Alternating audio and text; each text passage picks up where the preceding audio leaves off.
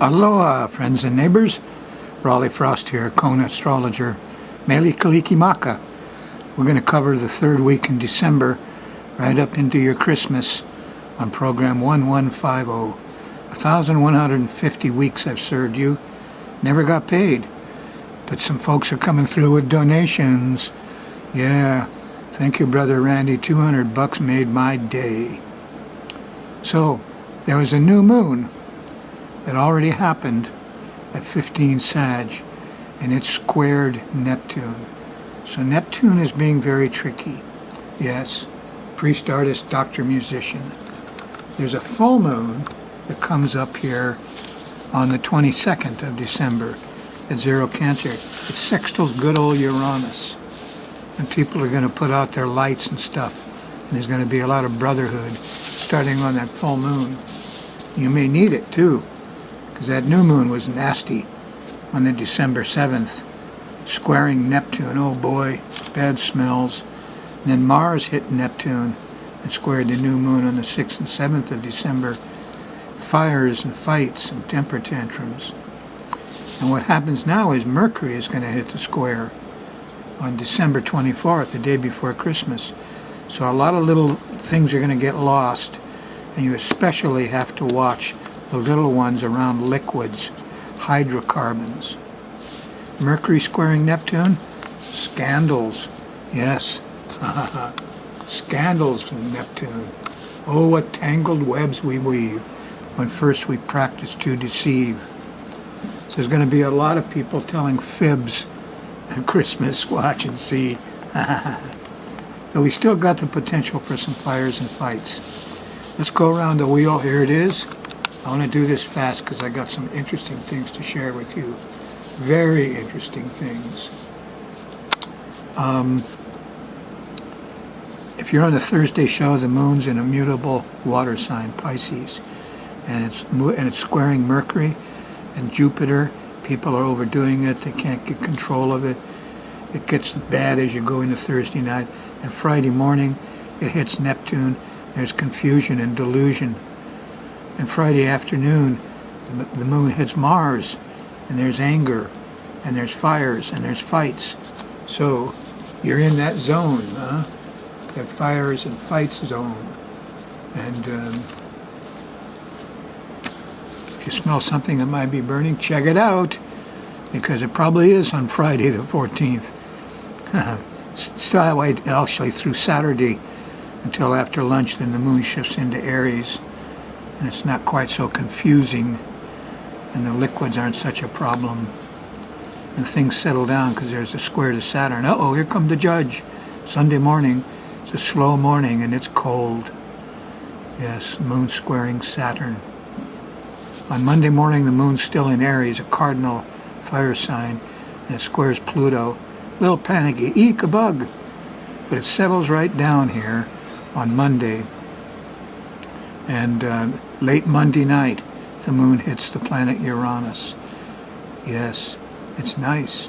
Brotherhood comes out. Everybody feels a little bit alone, but at the same time, the brotherhood is flowing.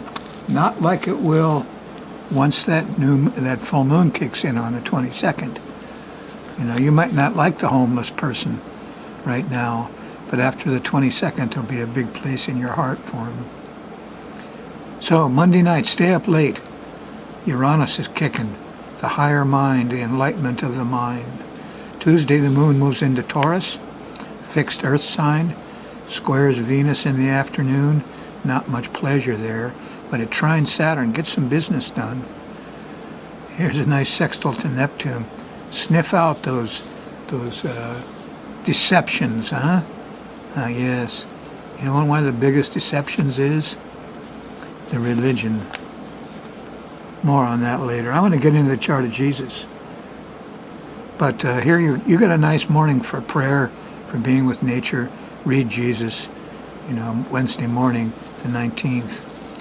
And there's discovery in the afternoon with a trine to Pluto and a sextile to Mars. Get out and get around and explore on Wednesday. Nice day for it. Moon in Taurus. On Thursday, the moon shifts into Gemini. Very different, a mutable air sign. Squares, oh, it opposes Mercury. Uh-oh, kids aren't happy. Transportation, communication problems. You're in the fire zone again. Yep. And here's Jupiter kicking up, overdoing it. Here's Neptune, the flammable liquids and gases. And here's a source of ignition, Mars on Friday. So this whole section here is fires and fights, Thursdays and Fridays. Stay home. That includes early Saturday morning when that full moon actually isn't that bad because it sextiles Uranus and brotherhood kicks in Saturday morning. And after the full moon, just about breakfast time, the moon shifts into Cancer, which is a motherly sign, a cardinal water sign. Squares Saturn, we don't like rules. Oppose Saturn, excuse me. But it trines Neptune here, late Saturday night. Oh, that's early Sunday. Here we are, 2, 3, 4 o'clock in the morning Sunday. The moon's trining Neptune. When you read Jesus, when somebody says heavens in the Bible, put sky in. That's it. Originally the Aramaic was sky. That will be done on earth as it is in the sky. Jesus was trained in astrology. Good time to realize it's Sunday morning. Sunday afternoon, here's the moon opposing Pluto, a little panicky. But here's a trine to Mars late, 10, 11 o'clock, and you can get stuff done. And there's some nurturing going on Monday morning, even though it's a little jittery. Just a little. Now you know, of course, that these guys, the Magi was the name for astrologers. We know who they were. 3 very famous, rich astrologers agreed where that baby was going to be located. They weren't there for the birth, you know, but they did find him and gave him some money and myrrh and portable property to get out of town. And then, because Herod was after him, they'll kill all the babies to try to get the new avatar. Now, what you don't know, unless you studied on it, was these guys were rich, and they came back later. You know, after Jesus was growed up, they found a safe place for him to have his youth, which is in the Quran, by the way, all his childhood adventures. They came back and they bankrolled his education in Alexandria. He could walk to Alexandria, you know. Yeah, and that's where the greatest astrologers in the world were trained. So he was trained as a doctor, historian, priest, and an astrologer. Yes. He had a gold astrolabe around his neck when he left there after 7 years. Of course, he didn't keep that. And in those days, these guys didn't draw charts on paper. They drew them in the dirt with sticks. But that's another matter. Just remember, he was trained in astrology. Okay, I spent a lot of time, years, trying to find the birth time of Jesus. I followed Moby Dick, Don Jacobs, who was also a Taurus rising at 27, 28 degrees. That was his life work. Yes, he used astrology to try to find the birth time of Jesus. He found some amazing charts. He found King David's chart. He found Muhammad's enlightenment under the tree with the Moon-Venus conjunction. Because Moby had one of the first computers that would accurately go back 2,000 years and be accurate. I got the same computer just a little later. Anyway, after Moby was gone, he taught me a lot about Jesus and the times. He spoke some Aramaic, you know. He's the one that said, just take out heavens and put in sky. But Moby didn't use progressions, and I did. So there were 3 Jupiter-Saturn conjunctions. And the question was, which one was Jesus born on? And I used those 3 conjunctions on his midheaven to figure out when he started his teaching, and then when Jupiter went by, and then when Saturn got him, he went onto the cross. And I pegged the time of his birth. Yes, I got it down to the minute. You know what? He's a Taurus rising, 2940. My rising sign is 2905, Taurus. Evening star was rising. See that? There's Venus on the rising sign. evening star is love, Hesperus. It opposes Neptune. What's that? That's the priest. That's the Sadducees and the Pharisees. They were afraid of Jesus. Oh boy. What do you have on the midheaven? Aquarius. He was a Uranus person. Look at this. The sun conjuncted Uranus.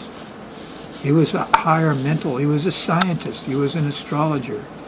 He was not a priest doing music and art and chemicals and things. No. He was a free spirit, and the chart proves it. It's a beautiful chart. Yes. Beautiful. Shows the enlightenment. Also, see, here's a mystic rectangle that goes right to his midheaven. And there's grand trines. And here's the sun, Jupiter, Uranus, all in trine with Saturn. And the nodes. Boy, what a powerhouse. He never got much nurturing, you know, for a lot of the stuff he did. He slept in the fields. Went, you know, he was looked like an old hippie wandering around. Anyway, if you want more on how to find the chart of Jesus and how I did it, go to my website, skymirrorastrology.com/TV. When you get there, just click on blog. You go down to blogs. There's one about the chart of Jesus Christ. A brother of mine, one of the, anyway, the three wise men were wise men. And Jesus was born April 15th. 7 years before they think he is now. Every Christmas I tell people, you know what makes a great gift?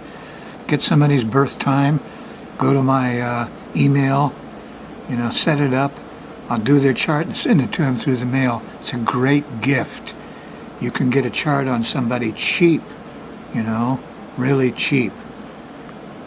Call me up, Rollin Frost at yahoo.com, and I will arrange it. Don't want to do that? Well, help me out. Donate. Yeah, 776473 Princess K.E. Likolani. That's 776473 Princess K.E. Likolani Drive, Kona 96740.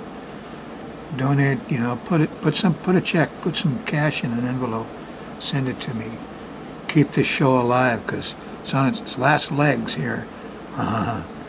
Now I got a real treat for you. You know, I've been going back to the basics, and I found a deck that would work, and I found some work I did 10 years ago or more, and it's all about rising.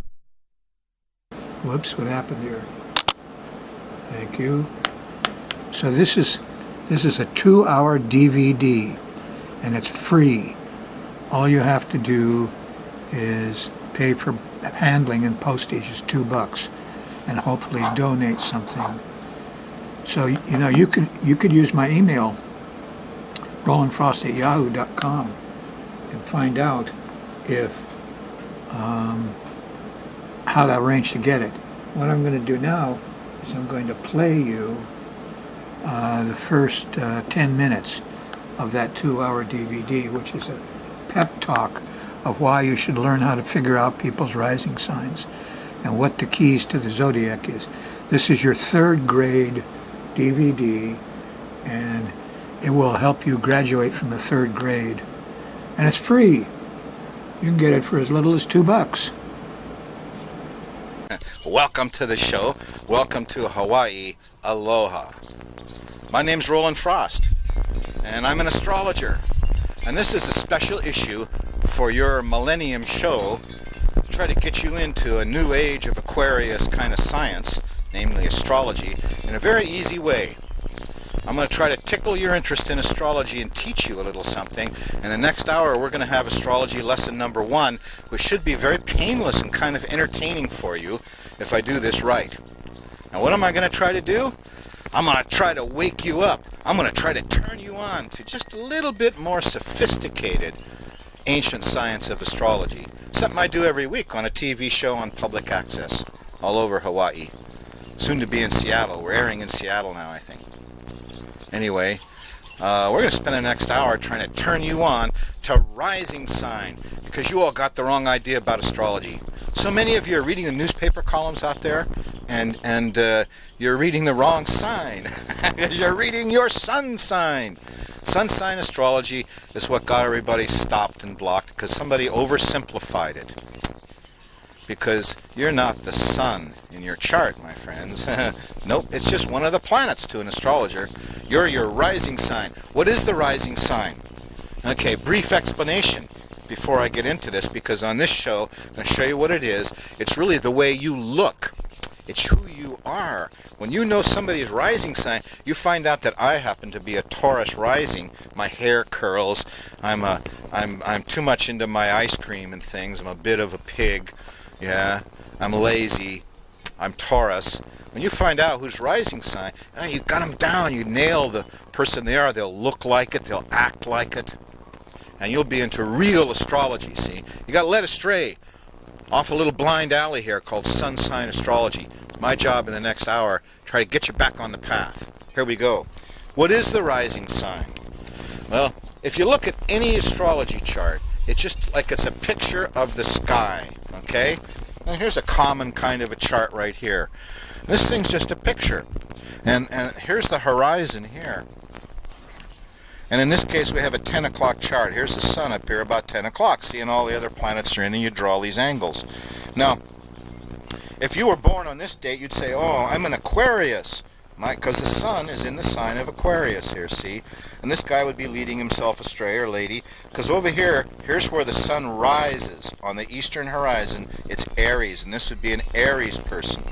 And they would look like an Aries with ram's heads and a strong brow, and be a hero and kind of a warrior. Strong brow, that's Aries, and dressed in red. Boy, Aries rising, you know who they are.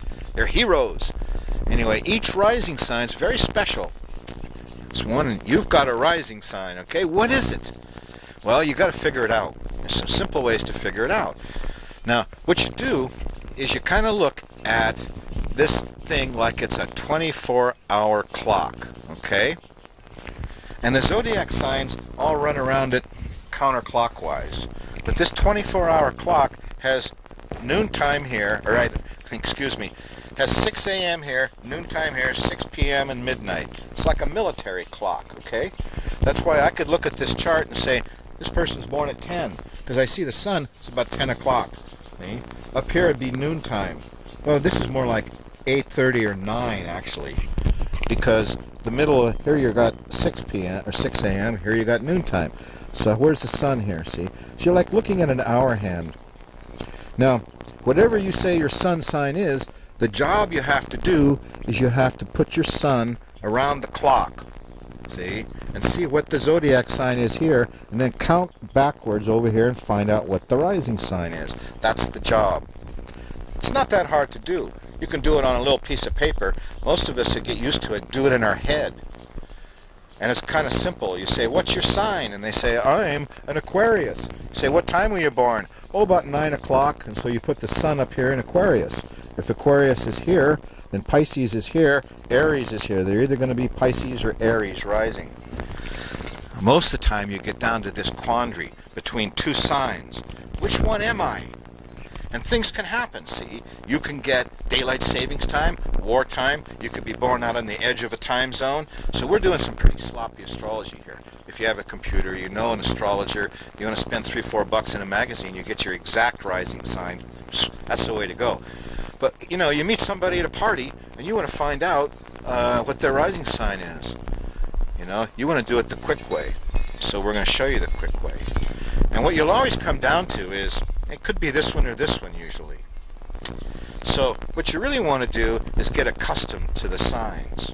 So you can look at somebody and see their rising sign. And you don't even have to ask. It's that easy to do. There was a famous astrologer in Europe around the Second World War that would go to parties and just go around and look at people and tell them. And once you get used to a rising sign and you see how they look, you can spot them easily. And then you go ask them their birth date and what time of day they were born, move a little dial around in your head, so to speak, and figure it out and double check and find out that you're right. And in the end, the easiest thing of all, which I'll remind you at the end of the next hour, is air and fire signs tend to wear gold on their bodies, and water and earth signs tend to wear silver. And so you can check to see on their rising sign which one they are, as a last kind of a thing. Anyway, the job is, I'm going to teach you rising sign. So we're going to go through and look at some rising sign. We're going to look at all 12 of them briefly and show you some movie stars. And your job is, turn on your VCR now. Turn on your VCR. I'll wait a little bit before I start again. But you got to turn it on and capture these things. Because we're going to study the movie stars you've known all your life and show you a rising sign. And once you have it, you can go back and learn them all one by one. Okay? Now when you do, the very best thing of all is when you read the newspaper columns, you don't read your sun sign anymore. You read your rising sign. And boy, is it accurate. A lot of the people in the newspapers are really good, but they're doing sun sign stuff. And all you got to do is read your rising sign first. When you read your sun sign in the newspaper, sometimes you're reading your boss, your father, your husband, the men you work with, or your own projects in business, by and large, is what the sun represents. And your ego. Not necessarily you at all. It depends on the chart. Your rising sign is you. And so the job is for you to find out your own rising sign here tonight. Yeah, and then check up on it. And then you have a lot of fun when you read the newspaper columns. And you have a lot of fun figuring out other people's rising signs. That's what this show's about. Have you some fun and learn a little of the ancient science. Okay? Now, get your VCR on. Come on, we're going to go do it.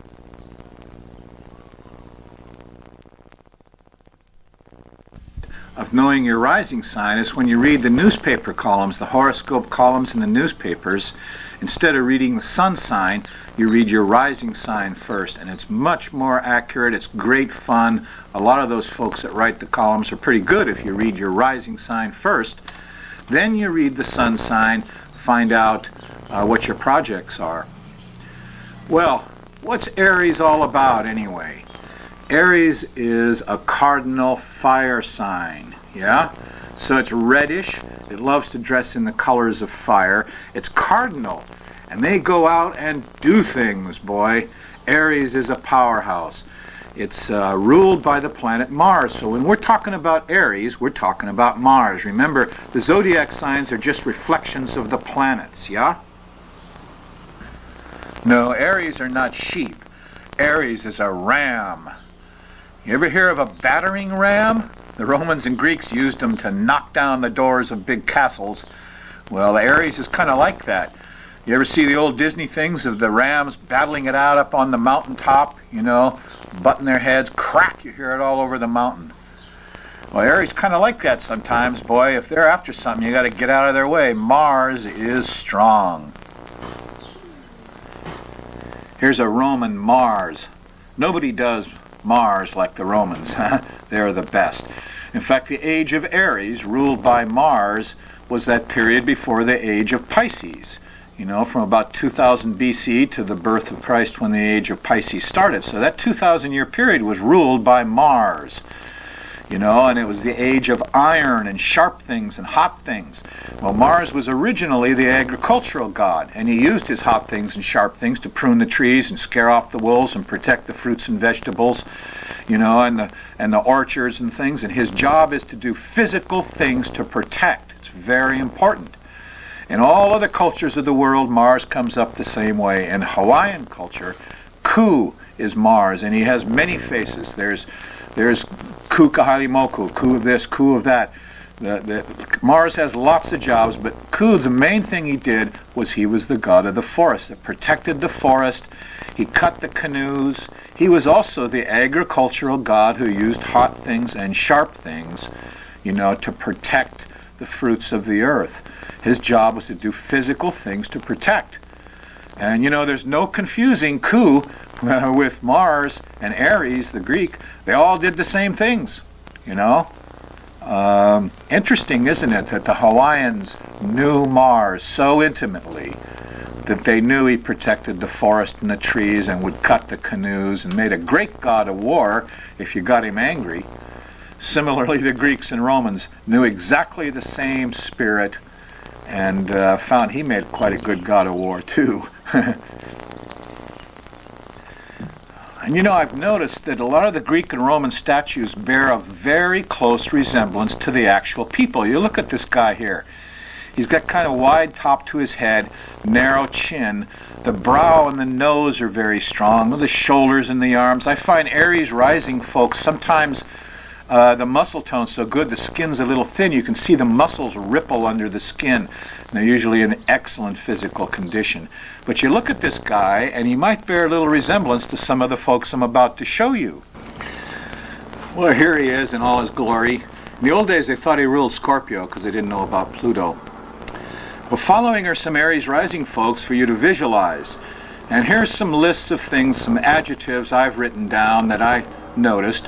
Aries rising is very athletic. They're also kind of brash, a little impetuous, sometimes a lot, very protective, very heroic, pioneering people, yeah, very action-oriented. They like to be first. There's a line of people walking along, they'll be first. The girls are kind of tomboyish.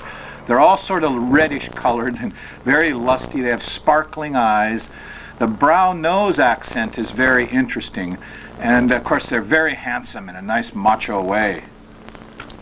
The brow-nose thing I picked up from Alan Oken, a fine writer and astrologer. He says that the symbol of Aries is actually the eyebrows and the nose, you know, and that you'll find this accent in all the Aries rising people. We'll find out. Let me give you a list of people first. Dwight D. Eisenhower, Steve McQueen, John Lennon, Paul McCartney, Alec Guinness. Try to visualize these folks. Dean Martin, Jim Backus, Sammy Davis Jr., John Vogt, Oral Roberts, Martin Luther King. They have that strong brow, nose, and the sparkling eyes, yeah, kind of reddish. Look at the ladies. Barbara Streisand, Bette Midler, Susan St. James, she was the Macmillan wife, kind of red-haired, yeah. Elizabeth Arden, remember I Miss Brooks, kind of red-haired. Helen Reddy, I Am Woman. Okay, remember these? Well, this DVD will get you to lesson 3, and it's like graduating. And it's free, $2 just for postage. And you can get me at rollinfrost@yahoo.com. Or you can just send it. Anyway, I want to give you this as a gift for the holidays and get you through the 3rd grade. Yep. Free. $2 just for the cost of the DVD. And if you want to donate, sure a good time to do it. Anyway, this DVD will really teach you the basics of astrology.